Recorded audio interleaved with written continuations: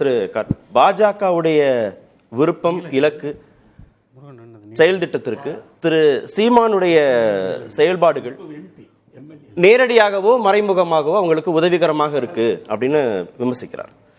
இல்லை, இந்த பார்வை வந்து ஒரு அபத்தமான பார்வை, ஒரு அற்பத்தனமான பார்வைன்னு சொல்றேன். இந்த பாஜக எங்க வந்துச்சு? முதல்ல நாம் தமிழர் கட்சி பெரியார் அணுகிறதுக்கும் பாஜக அணுகிறதுக்கும் பெரிய மாறுபாடு இருக்கு.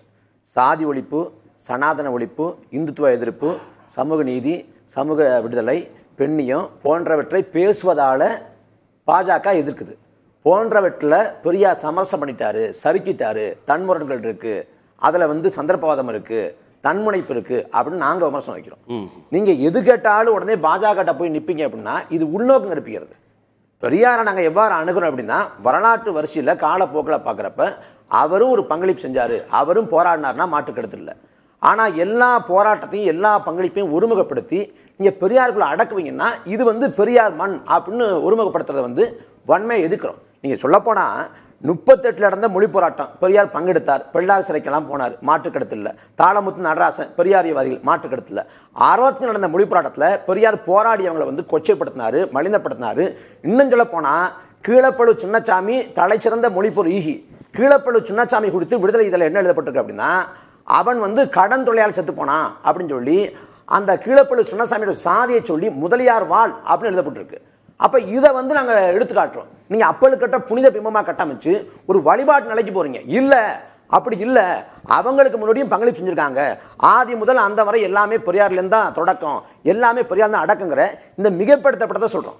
அதே போல பெரியார் மீதான விமர்சனத்துக்கு மேல இன்னொரு படி போயிட்டாரு திரு சீமான். பெரியார் முடிச்சார். இதுல சாதி ஒழிப்பு அப்படின்னு பேசுறப்ப வந்து கீழ்வன்மை படுகொலையை வந்து திரும்ப திரும்ப பதிவு பண்றோம். ஐயா கூட தன்னை கீழ்வன்மை குழந்தை அப்படின்னு சொல்லிக்குவாங்க. கீழ்வன்மை படுகொலை நடந்தப்ப அண்ணாவோட ஆட்சி காலம் 44 பேர் எரிச்சு கொலை செய்யப்படுறாங்க. அன்னை எரிச்சு கொலை செய்யப்படுற சமயத்தில் வந்து பெரியாருக்கு வந்து உடல்நிலை சரியில்லை அப்படிங்கிறாங்க. அதுக்கும் பிறகு ஜனவரி மாதம் வந்து நாகப்பட்டினம் பக்கம் செம்மனார் கோயில் பொதுக்கூட்டத்தில் பெரியார் பங்கேற்று பேசுகிறாங்க. அதில் பேசுகிறப்ப அன்னைக்கு சாதி ஒழிப்பை பேசி பண்ணையார் ஆதிக்கத்தை எதிர்த்துனது கம்யூனிஸ்டுகள். இன்னும் சொல்ல போனா எரித்து கொலை செய்யப்பட்ட 44 பேர்ல பெரும்பான்மை ஆட்கள் வந்து கம்யூனிஸ்ட்காரங்க. ஆனா பெரியார் யாரை சாடினார்னா கம்யூனிஸ்ட்களை தடை பண்ணாரு.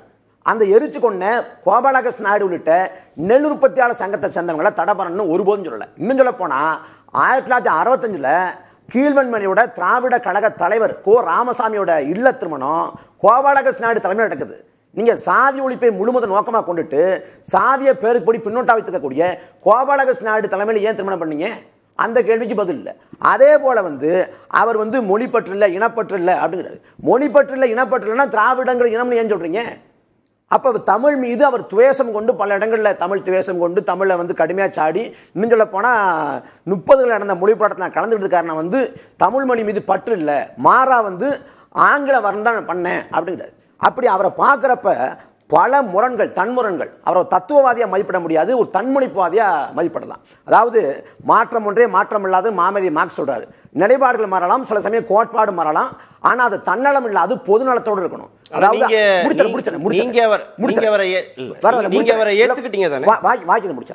அது அறிவு முதிர்ச்சியாக, சிந்தனை வளர்ச்சியாக, களப்பணி வாயிலான நீட்சியா இருக்கணும். ஆனா பெரியார் இடத்துல நிலைப்பாடு எல்லாமே தனிப்பட்ட விருப்ப அடிப்படையில் தான். 1962 இன்னைக்கு பாஜக பேசுகிற அதே வார்த்தை 62 பெரியார் பேசியிருக்காரு. முஸ்லீம்களுக்கு இந்த நாட்டுக்கு என்ன சம்பந்தம், அவங்க அந்நியர்கள், அவங்க பாகிஸ்தானுக்கு போட்டோம், ஆப்கானிஸ்தானுக்கு போட்டோம் அப்படின்னு பேசியிருக்காரு. அவ்வளவு இஸ்லாமிய வெறுப்பை உமிழ வேண்டிய அவசியம் என்ன? காரணம் என்னன்னா 1962 காகித மில்லத்து வந்து திமுக போயிட்டார். காகித மில்லத்து மீதான கோபம் காரணமாக அந்த நிலைப்பாடு 49 தொடங்கி 67 வரைக்கும் 18 ஆண்டு காலம் திமுக இழுத்தார். எதுக்காக? கோட்பாட்டில் சமரசம் பண்ணாங்கன்னா இல்ல, மாறாக அண்ணா மீது கொண்ட காழ்ப்புணர்ச்சி. இப்படி வந்து பல முரண்கள் வந்து தொகுக்கப்பட்ட ஒரு தரத்தை நாங்க பாக்குறோம். இல்ல நாங்க என்ன சொன்னோம் அப்படின்னா நீங்க கேள்வியை உள்வாங்கிக்கங்க. நீங்க முழுவதுமா அவர் மீதான விமர்சனங்களை நிகழ்ச்சியில பேசி முடிச்சிட வேண்டியது. கேள்வியை உள்வாங்க. நீங்க பெரியார் மீதான விமர்சனம், பெரியார் மீதான முரண்பாடுங்கிறத நீங்க கட்சி தொடக்கத்திலிருந்து இது வரைக்கும் இருக்கிறீங்க அப்படின்னா உங்கள் மீதான பார்வை வேறு விதமா இருக்கும். ஆனா நீங்க இன விடுதலைக்கு போராடிய தந்தை அப்படின்னு அவரை நீங்க உள்வாங்குறீங்க, பெரியாரையும் முன்னிறுத்திக்கிறீங்க, அவருக்கான நினைவேந்தல் கூட்டத்தையும் நடத்துறீங்க.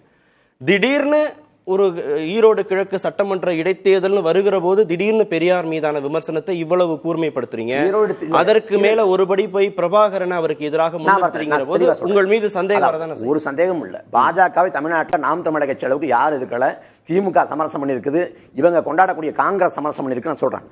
இதுல ஈரோடு தேர்தலுக்கு இதுக்கு சம்பந்தமே கிடையாது. பாரதியார் பிறந்தநாள் கூட்டத்தில் பேசுறப்ப பாரதியாரோட மொழிப்பற்ற பேசுறாங்க. அதை தொடர்ந்து பெரியார் தமிழை எவ்வாறு தூற்றினாரு அப்படின்னு பேசுறாங்க. அதுக்கும் பிறகு வாத பிரதிவாதங்கள் அது தொடர்பான கேள்விகளுக்கு பதில் சொல்றாங்க. இல்ல தலைவர் பிரபாகரனையும் பெரியாரையும் எதிராக நிறுத்தணும் அப்படிங்கிறீங்க. நாங்க என்ன சொல்றோம்னா, கடந்த காலத்துல பெரியாரையே கடந்த காலத்துல நாங்க ஏற்றுக்கொண்டோம். இந்த நிலைப்பாடை நாங்க மாத்திக்கிறோம். அது மறுபரிசீலனை பண்ண காரணம் என்னன்னா, பெரியாரை திறனாய்வு பண்றோம், பலதை படிக்கிறோம், அது முரணா இருக்குது, வழிகாட்டி வேண்டாம் அப்படின்னு நிலைப்பாட்டுக்கு வர்றோம்.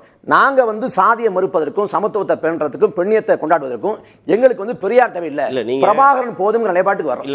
அந்த இல்ல கார்த்தி, இல்ல அந்த கருத்து சொல்றேன். இந்த புகைப்படம் இருக்குல்ல, இது எம்ஜிஆர் நகர்ல புகைப்படம். ஆமா, அதுல 2010 இன விடுதலைக்கு உதவிய தந்தைன்னு இந்த பக்கம் பெரியார் படமும், அந்த பக்கம் ஈழ விடுதலைக்கு உதவிய தலைவர்க்கும் அப்படின்னு சொல்லி நீங்க ஒரு கூட்டம் நடத்துறீங்க. அதுல அவர் பேசுறார், தந்தை பெரியார் இன விடுதலைக்கு எப்படி எல்லாம் உதவி செய்தார்னு பேசுறார். இந்த 2010 கூட்டம் நடந்த பிறகு 2025 வரைக்கும் 15 ஆண்டு காலம் பெரியார் மீதான விமர்சனங்களை எங்கேயும் பெரியாரை எங்கேயும் நீங்க கூர்மைப்படுத்தல. இப்ப நீங்க திடீர்னு ஒரு சட்டமன்ற தேர்தல் இடைத்தேர்தல் வருகிற போது நீங்க பேசுறீங்கிறதானே உங்க மீது இடைத்தேர்தலுக்கு 15 ஆண்டு காலம் நீங்க மறு ஆய்வு செஞ்சீங்களா பெரியார்? இடைத்தேர்தலுக்கும் இதுக்கு சம்பந்தம் இல்ல. மொட்டை தலைக்கும் முழங்காலுக்கும் முடிச்சு போறது இதுக்கு அதுக்கு சம்பந்தம் இல்ல. நாங்க விமர்சன பார்வையோட அணுகணும். இப்பதானே தெரியுது பார்ப்பனர் துளுக்கரால் தமிழ்நாட்டுக்கு ஆபத்து அப்படின்னு பெரியார் சொல்றாரு. உங்களுக்கு தெரியுமா? முஸ்லீம்களால தமிழ்நாட்டுக்கு ஆபத்துன்னு பெரியார் சொல்றாரு. நீங்க பாப்பானுக்கு இடம் கொடுத்தோம், பாப்பான் இடம் கொடுக்க வேண்டாம்னு சொல்லிட்டு முஸ்லீம்கள் இடம் கொடுத்தது சாணிக்கு பதிலா மலத்துல கால் வச்சது போலானது அப்படின்னு பெரியார் சொல்றாங்க. இப்பதானே பிடிக்கிறோம், இப்ப வெளில வருது. அப்ப மீளாய்வு பண்றப்ப கீழப்பள்ளி சின்னசாமியை கொச்சப்படுத்தது, கீழ்மணி படுகொலை நிலைப்பாடு எடுத்து இப்ப தெரியும். பெரியார் பத்தின ஒரு புரிதலுக்கு வந்துடுறீங்க. நான் செய்தி முடிச்சறேன். அதாவது நீங்க எல்லாத்துக்கும் ஒரு பதில் சொல்லணும். இல்ல ஒரு செய்தி முடிச்சறேன். பெரியாரிஸ்ட கூப்பிட்டுருக்கோம், அவருக்கு இல்ல ஒரு செய்தி சொல்லிடுறேன். கடந்த காலத்துல விடுதலை புலிகளுக்கு ஆதரவாக திராவிட இயக்கங்கள் பங்களிப்பு செஞ்சாங்க, அவங்க பாடுபட்டாங்க. கடந்த கால குளத்துமணியோட பங்களிப்பையோ கு ராமகிருஷ்ணனோட பங்களிப்பையோ நாங்க மறுக்கல. ஆனா 2009 பிறகு அதை பிரிச்சு பார்க்க வேண்டிய அவசியம் இருக்கு. 2009 பிறகு என்னன்னா, 2009 அன்னைக்கு இனப்படுகொலை நிறுத்தப்படுறப்ப அன்னைக்கு மக்கள் கொன்றொழிக்கப்பட துணை நின்னது மத்தியில் ஆண்ட காங்கிரஸ் திமுக. தமிழ்நாட்டில் இதை எந்தவித எழுச்சும் வராம மடைமாற்றி மக்கள் மீது ஒடுக்குமுறை கட்டவிழ்த்து விட்டது திமுக. திமுக துரோகி, காங்கிரஸ் எதிரி.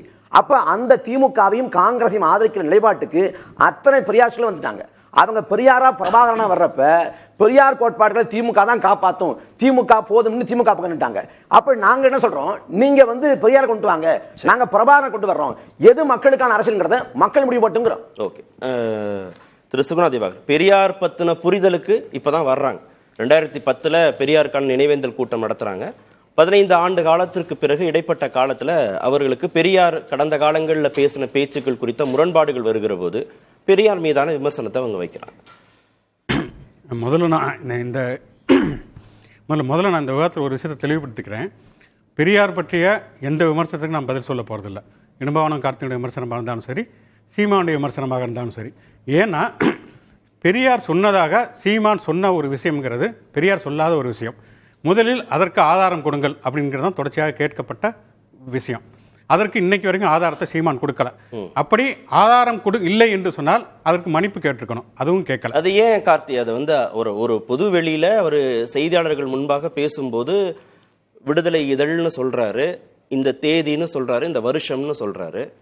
எல்லா பேப்பரையும் அன்றைக்கு வந்த தேதியில வருஷத்துல எல்லா பேப்பரையும் எடுத்து பெரியாரிய ஆதரவாளர்கள் பொதுத்தளத்துல போட்டு பெரியார் அப்படி சொல்லவே இல்லைன்னு சொன்னா, ஆதாரத்தை இந்த நிமிஷம் வரைக்கும் காமிக்காம மீண்டும் மீண்டும் அவதூறு மட்டுமே பேசுறது எப்படி சார்? நீங்க ஒட்டுமொத்தமா அவதூறு சொன்னா அவர் கேட்கிற கேள்வி ரொம்ப அதுக்கு மட்டும் நான் முடிச்சிடறேன். அதாவது இதுல பெரியார் குறித்தான விமர்சனங்கள்ல பெரியார் இந்த வாழ்க்கை முறையை குறித்து சொன்னதோட நின்னுக்கிறாங்க, மற்ற விமர்சனத்துக்கு வரதில்லை. நீங்க என்னன்னா இதுக்கு வழக்கு கொடுத்துருக்கீங்க, நீதிமன்றத்துல பாத்துக்கிறோம் அப்படின்னு சொல்றேன். முடிச்சிடறேன். இதுல பெரியார் எழுத்துக்களை எல்லாத்தையும் நீ நாட்டுடைமையாக்குங்க, எல்லாத்தையும் சபையில வைங்க. இல்லங்க, நீங்க ஒரு படிக்க முடியல கார்த்தி. 30 என்ன பேசினா ஒரே ஒரு நிமிஷம் கார்த்தி. நீங்க நாட்டுடைமை ஆக்காத எல்லா புத்தகத்தையும் எல்லாரும் படிக்க முடியும், பொதுத்தளத்துல ஆதாரமா வைக்க நிச்சயமா முடியும். இல்ல. நீங்க கோர்ட்லயும் ஆதாரமா இல்ல கொடுக்க இல்ல முடியும் நீங்க. 48ல விடுதலை அதுக்கு எந்த சட்டமும் தடை செய்யவே இல்ல. நீங்க ஆதாரம் நீங்க விடுதலை இதழ் எல்லாமே அவங்ககிட்ட இருக்குங்க. 48ல என்ன இருந்தாலும் எனக்கு எப்படி தெரியும்? யார்கிட்ட இருக்கு? அங்க வீரமணிட்ட இருக்கு. சரி, அப்ப நீங்க எப்படி படிச்சீங்க? நாங்க படிச்சிருக்கோம். எங்க இருந்து படிச்சீங்க? பல இடங்கள் சீதை மந்தன் சொல்றாங்க, எதுல படிச்சீங்க? பல தமிழறிஞர் சொல்றாங்க, பல பேர் அப்படி நீங்க சொல்றாங்க. சொல்லக்கூடாது. வர இருங்க. நீங்க விடுதலை இதழ்ல படிச்சீங்களா, யாரோ சொன்னதை கேட்டு படிச்சீங்களா? விடுதலை இதழ் வந்த செய்தியை சொல்றோம். சரி, அந்த அது இருக்குல்ல உங்ககிட்ட, அந்த பேப்பர்ல படிச்சது இருக்குல்ல. நான் உங்களுக்கு உங்க வெப்சைட்டுக்கு நீங்க போனீங்கன்னா namtamlar.org போனீங்கன்னா நான் காமிக்கிற அந்த படம் இருக்கு, அவர் பேசுற செய்தி இருக்கு. அப்ப நீங்க விடுதலைன்னு ஒண்ணு இருக்கிறதுல தானே நீங்க படிச்சிருக்கீங்க. அதை நீங்க காமிச்சா புரிஞ்சு போச்சு. ஒரு நிமிஷம் அதையும் ஒரு நிமிஷம் ஒரு வரியில பாஸ் பண்ண முடியாதனால நான் தெளிவா சொல்றேன். ஆதாரம் இருக்குங்கிறது ஒரு வார்த்தையில போதும், ஒரு வரியே தேவையில்லை. நீங்க ஒரு பதில வச்சுட்டு என்கிட்ட வாங்க நினைக்காதீங்க. ஒரு நிமிஷம் சொல்றேன். ஆதாரம் இருக்கா இல்லையா? ஒரு நிமிஷம். ஆதாரம் இருக்கு. நாங்க நீதிமன்றத்துல நாங்க பாத்துக்கிறோம். இல்லங்க, சரி, பொது வெளியில தானே பேசுறீங்க. நீதிமன்றத்துல பாத்துக்கிறோம். நீதிமன்றத்துல பாத்துக்கிறோம். நான் முடிச்சறேன். முடிங்க. அவருடைய நேரம் ஆதாரத்தை நீதிமன்றத்துல அவர் நேரத்தை என்கிட்ட கேள்வி கேட்டீங்க. இல்ல கார்த்தி, ஒரு நிமிஷம். ஒரு வாக்கியம். இல்ல நான் உங்களுக்கு நிறைய நேரம், ஒரு நிமிஷம், நிறைய நேரம் கொடுத்துட்டேன். ஆதாரம் உங்ககிட்ட இல்ல, நீதிமன்றத்துல கொடுக்க போறீங்க, அவ்வளவுதானே? ஆதாரம் இருக்கு. வர இல்ல அவ்வளவுதானே. இப்போ இதுல என்ன ஆன்சர் இருக்கு? நீங்களே ஒரு நிலைப்பாடு எடுத்து இல்ல, நீங்க அவர் நேரத்தை தான் உங்களுக்கு கொடுத்தீங்க. அவர் அதாவது நீங்க ஒண்ணு அவரை பேச விட்டுக்கணும். கேட்டீங்க. ஆமா, அப்ப நான் முழுமையா சொல்றேன். நீங்க தான் சொல்லலையே. சொல்றேன் கேளுங்க. நீதிமன்றத்துல கொடுக்கறேன்னு சொல்லிட்டு அப்ப நீங்க மீண்டும் என்ன சொல்றீங்க? அதுக்கு பதில் சொல்லியாச்சு. சொல்லுங்க. நீதிமன்றத்துல அங்க தாக்கல கொடுக்க போறீங்க, அவ்வளவுதானே? ஒரு நிமிஷம். அதோட சேர்த்து பெரியார் எழுத்துக்களை குடியரசு வந்து குளத்தமணி பாடுபட்டு போராடி வெளில கொண்டு வந்தாங்க. அது வேற, அது வேற ஆர்குமெண்ட் சார். நீங்க இல்ல சார், அது வேற ஆர்குமெண்ட். நீங்க நாட்டுடைமை ஆக்குறது குறித்து இங்க பேசாதீங்க. ஆதாரத்தை நீதிமன்றத்துல கொடுக்க போறீங்க. உங்ககிட்ட இப்ப இல்ல. சரி சும்மா நீங்க பேசுங்க. நீங்களே நிலைப்பாடு எடுத்து பேசுறீங்க. அவ்வளவுதானே. நீங்க நேரலையில தானே பேசுறீங்க. நானா சொல்றேன். நீங்களே நிலைப்பாடு எடுத்து சார், நீங்க தான் சார் சொல்றீங்க என்கிட்ட ஆதாரம் இல்ல, நான் நீதிமன்றத்துல ஆதாரம் இல்ல நான் சொல்றேன். நாங்க பாத்துக்கறோம். ஆதாரம் இருக்கு, நீதிமன்றத்துல நாங்க பாத்துக்கறோம், அவ்வளவுதானே.